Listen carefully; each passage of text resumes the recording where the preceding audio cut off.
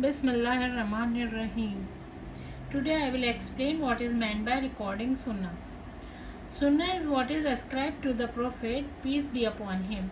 This includes his saying hadith, his deeds, and the matters he approved and did not deny.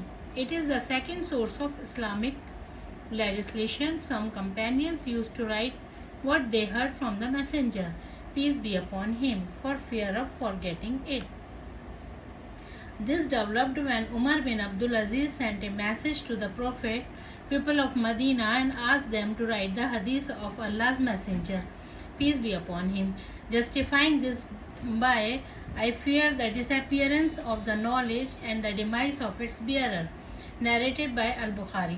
The disappearance of knowledge in its Arabic context means its loss. The Prophet ﷺ, peace be upon him, chose a group of the companions and set them the task of writing down the Holy Quran. In the early days of his reign, he forbade the companions to write anything except the Quran. In Sahih Muslim, on the authority of Abu Sa'id al-Khudri, may Allah be pleased with him, Allah's Messenger, peace be upon him, said, do not write anything from me except the Quran. Anyone who wrote anything other than the Quran shall erase it. This was intended to prove confusing Quranic verses with the Prophet's hadith. The fact that scholars have written down signs, although the Prophet, peace be upon him, prohibited writing down anything except the Holy Quran. Allah's Messenger, peace be upon him, permitted some companions to record sunnah when he felt that it was not going to be confused with the Quran. A man came from Yemen and heard one of the Prophet's sermons, peace be upon him. He requested that the sermon be written for him. The Prophet, peace be upon him, said, write that for Abu Shah, narrated by Al-Bukhari and Muslim. Prophets, peace be upon him, were infallible with respect to the message they delivered from Allah. Glorified and exalted be He. They did not commit a mistake in this, whether when they were contented or when they were angry. They also hid nothing of what Allah, glory be to Him, had commanded them to convey.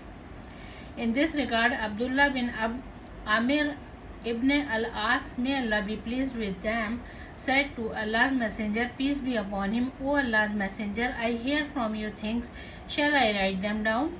Allah's Messenger, peace be upon him, said, yes, Abdullah. Yes, Abdullah asked in a state of anger and contentment. Allah's Messenger, peace be upon him, said, yes, for I speak nothing but the truth. In fact, that Abdullah ibn Amr asked the Prophet's permission, peace be upon him, to write down things he heard from him. Amir al-Mu'ammim, leader of the faithful, Umar ibn Abdul Aziz, ordered the recording and collection of the Prophet's hadiths. They were written in classification form and arranged into books and chapters. The first scholar to do this was Muhammad ibn Muslim, famously known as Ibn Shihab al-Zuhri, who was born in 50 Hijri and was one of the first generation of scholars after the Prophet's companion. The types of compilation books on hadith are numerous. We will limit our discussion to 6 of them. Type 1, Sahih books. The books that mention only Sahih, authentic hadith, such as Sahih al-Bukhari and Sahih Muslim.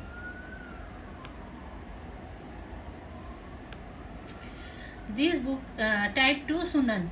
These books collect hadiths on ruling referred to the Prophet, peace be upon him, arranged in terms of fiqh chapters such as Sunan Abi Dawud, Sunan al-Tirmidhi and Sunan al-Nasai. Type 3, compilation. These are books containing hadiths ascribed to the Prophet, peace be upon him, and strictly narrated by a companion or a tabi, a scholar of the first generation after the Prophet's companion, such as Musannat Abdul Razzaq ibn Hammam al-Sani and Musannad al-Abi Bakri ibn Abi Shayba. Type 4, Masanid. In this classification, hadiths are arranged according to the names of their companions and in terms of the Arabic alphabet. Or in another way, an example is Musnad Imam Ahmad ibn Hanbal. Type 5, Majim.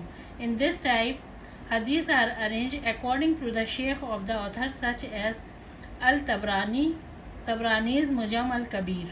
Type 6, Ajza.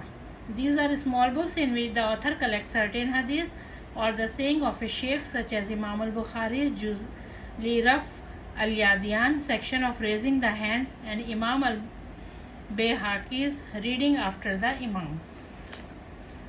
That's all for today. Inshallah, more sunnat I will bring in the next video. Thank you.